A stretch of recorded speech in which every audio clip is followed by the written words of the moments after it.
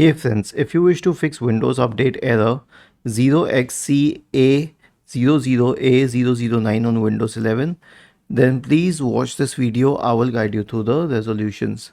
The first solution is to run the Windows Update troubleshooter. Right click on the Start button, select Settings from the menu. Go to the System tab on the list on the left hand side. In the right pane, scroll down and click on Troubleshoot. Select other troubleshooters, click on Run corresponding to the Windows Update troubleshooter. It will start detecting problems and solve them if possible. The next solution is to reset Windows Update components. I'll tell you how to do this. I have a script. I will share the script in the description section of the video. All you need to do is copy the script, search for command prompt in the Windows search bar, and click on Run as Administrator. Paste the script here and hit Enter. First, it will stop all services associated with Windows updates. Then it will delete the Windows Update profile.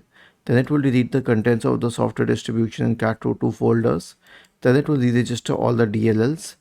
After that, it will reset WinSock, and then it will restart all the services associated with Windows updates. Was this helpful? If yes, then please subscribe to the channel. If not, then let us know in the comment section of the video on how we could help you further. Thank you for watching this video and have a nice day.